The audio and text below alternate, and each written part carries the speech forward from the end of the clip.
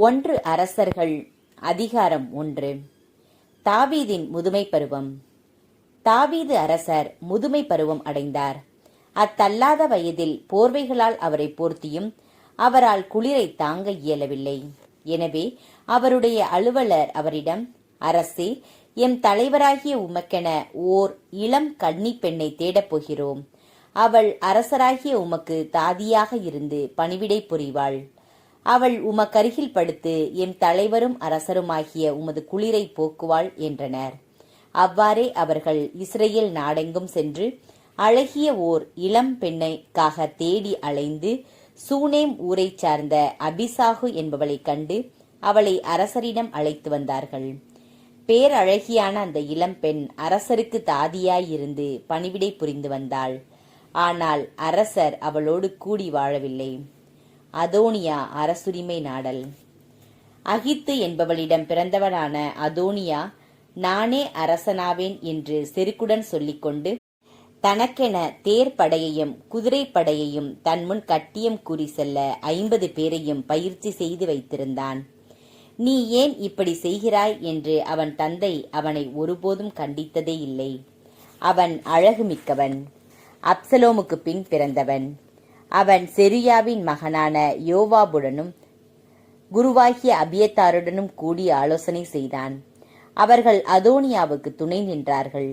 ஆனால் குருவாகிய சாதோக்கும் யோயாதாவின் மகன் பெனாயாவும் இறைவாக்கினர் நாத்தானும் சிமியி இறையி என்பவர்களும் தாவீதின் மெய்காப்பாளர்களும் அதோனியாவின் பக்கம் சேரவில்லை.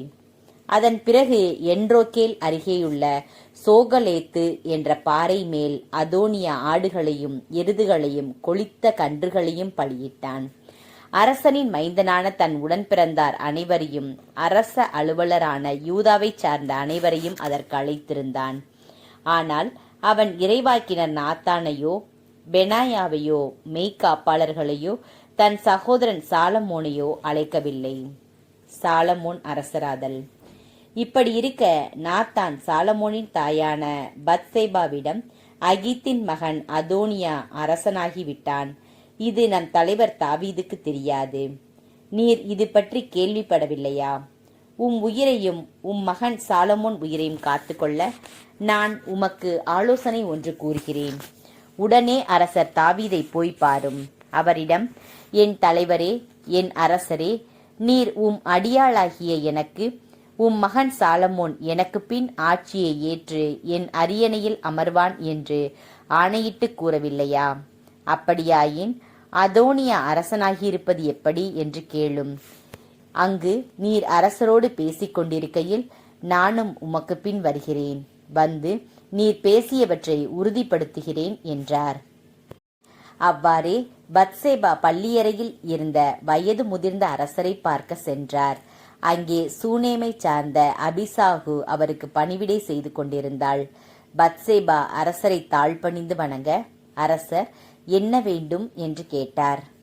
அவரோ அவரிடம், என் தலைவரே, நீர் உம் அடியாளாகிய எனக்கு உன் மகன் சாலமோன் எனக்கு பின் ஆட்சியை ஏற்று என் அரியணையில் அமர்வான் என்று உம் கடவுளாகிய ஆண்டவர் மேல் ஆணையிட்டு கூறவில்லையா?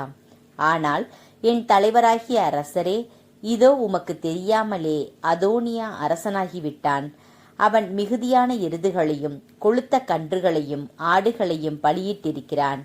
அரசரின் மைந்தர் அனைவரையும் குருவாகிய அபியத்தாரையும் படைத்தலைவன் யோவாபையும் அழைத்திருக்கிறான். ஆனால் உம் அடியான் சாலமோனை மட்டும் அழைக்கவில்லை. என் தலைவராகிய அரசரே, உமக்கு பின் அரியணை ஏறுபவன் யார் என்று நீரே அறிவிக்க வேண்டுமென்று இஸ்ரேல் மக்கள் அனைவரும் எதிர்நோக்கி இருக்கின்றனர். அப்படி அறிவிக்காவிடில் என் தலைவராகிய அரசர் தம் மூதாதையரோடு துயில் கொள்ளும் நாளில் நானும் என் மகன் சாலமோனும் குற்றவாளிகளாக கருதப்படுவோம் என்றார். அவர் இவ்வாறு அரசரோடு பேசிக் கொண்டிருக்கையில் இறைவாக்கினர் நாத்தான் உள்ளே வந்தார். அங்கே இருந்தவர்கள் அரசரிடம், இறைவாக்கினர் நாத்தான் இங்கு வந்திருக்கிறார் என்றார்கள். அவர் உள்ளே நுழைந்து அரசர் முன் சென்று தரை மட்டும் பணிந்து வணங்கினார். அப்பொழுது நாத்தான், என் தலைவராகிய அரசரே, உமக்கு பின் அதோனியா அரசாழ்வான். அவன் உம் அரியணை மீது அமர்வான் என்று நீர் கூறியதுண்டா?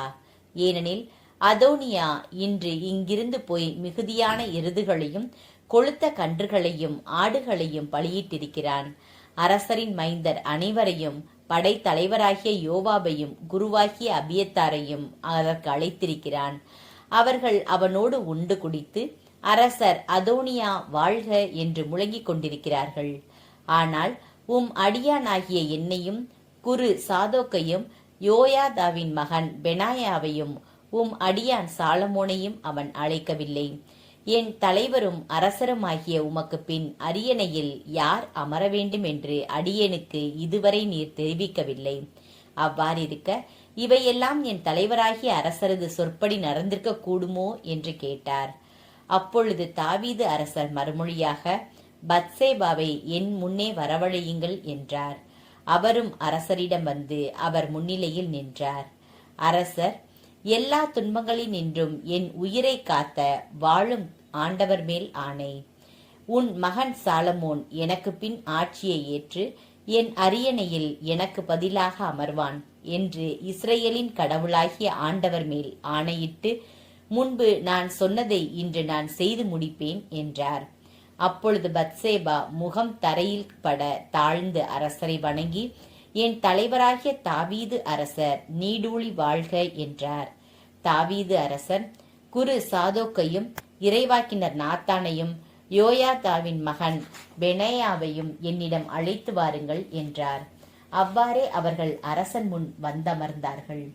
அரசர் அவர்களிடம், உங்கள் தலைவனுடைய அலுவலரும் நீங்களும் சேர்ந்து என் மகன் சாலமோனை என் கோவேறு கழுதை மேல் அமர்த்தி கீகோனுக்கு அழைத்துச் செல்லுங்கள். அங்கே குரு சாதோக்கும் இறைவாக்கினர் நாத்தானும் அவனை இஸ்ரேலின் அரசராக திருப்பொழிவு செய்யட்டும். எக்காலம் முழங்க சாலமோன் அரசர் வாழ்க என்று வாழ்த்துங்கள். அதன்பின் அவனை இங்கே அழைத்து வாருங்கள்.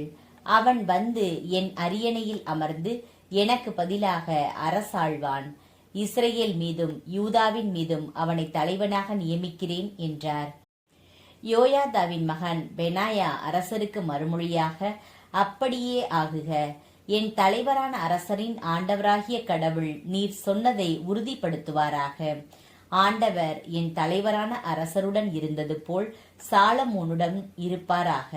அவரது அரியணையை என் தலைவர் தாவீது அரசர் அரியணையை விட மாண்பு மிக்கதாக ஆக்கியருள்வாராக என்றான். அவ்வாறே குரு சாதோக்கு, இறைவாக்கினர் நாத்தான், யோயாதாவின் மகன் பெனாயா, கிரேத்தியர், பெலேத்தியர் ஆகியோர் அங்கிருந்து போய் சாலமோனை தாவீது அரசரின் கோவேறு கழுதையின் மேல் அமர்த்தி கீகோனுக்கு அழைத்துச் சென்றனர். அங்கே குரு சாதோக்கு கூடாரத்தில் இருந்து எண்ணெய் கொம்பை எடுத்து வந்து சாலமோனை திருப்பொழிவு செய்தார்.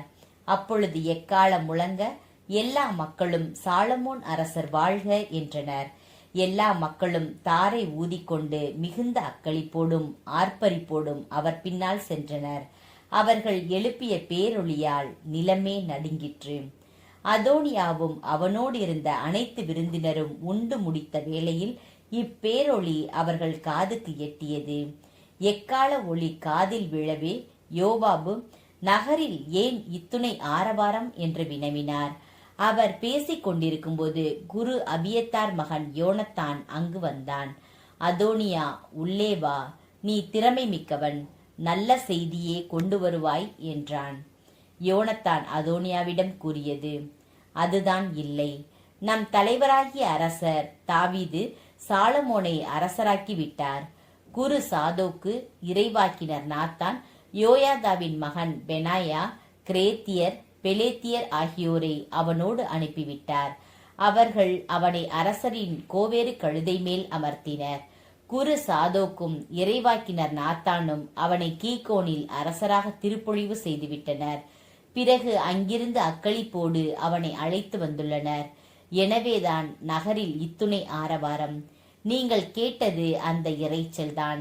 சாலமோனும் இப்போது அரச அரியணையில் அமர்ந்துள்ளான். மேலும் அரசரின் அலுவலர் நம் தலைவராகிய தாவீது அரசரிடம் வந்து, கடவுள் உமது பெயரை விட சாலமோன் பெயரை சிறப்புடையதாய் ஆக்குவாராக, உமது அரியணையை விட அவரது அரியணை மாண்புடையதாய் ஆக்குவாராக என்று வாழ்த்தினர். அரசரும் தம் படுக்கையில் வணங்கி தொழுது, இஸ்ரேலின் கடவுளான ஆண்டவர் போற்றி, அவர் இன்று என் அரியணை மீது ஒருவனை அமர்த்தியுள்ளார், அதை நான் கண்குளிர கண்டேன் என்றார்.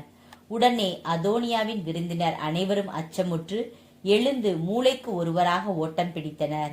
அதோனியா சாலமோனுக்கு அஞ்சி ஓடி பலிபீடத்தின் கொம்புகளை பற்றி கொண்டான். அப்பொழுது சாலமோனுக்கு இவ்வாறு தெரிவிக்கப்பட்டது: அதோனியா சாலமோன் அரசருக்கு அஞ்சி பலிபீடத்தின் கொம்புகளை பற்றி கொண்டிருக்கிறான். மேலும் அவன் அரசர் சாலமோன், என் அடியானாகிய உன்னை வாளால் கொல்ல மாட்டேன் என்று இன்றே ஆணையிட்டு கூறட்டும் என்று வேண்டுகிறான். சாலமோனும் அவன் ஒழுங்கான முறையில் நடந்து கொண்டால் அவன் தலைமுடி ஒன்று கூட தரையில் விழாது. ஆனால் அவனிடம் வஞ்சனை எதுவும் காணப்பட்டால் அவன் சாக வேண்டும் என்று பதிலளித்தார். எனவே சாலமோன் அரசர் ஆள் அனுப்பி பலிபீடத்திலிருந்து அவனை இழுத்து கொண்டு வர செய்தார். அவனும் வந்து சாலமோன் அரசர் முன் வீழ்ந்து வணங்கினான். சாலமோன் அவனிடம், நீ உன் வீட்டுக்கு போகலாம் என்றார்.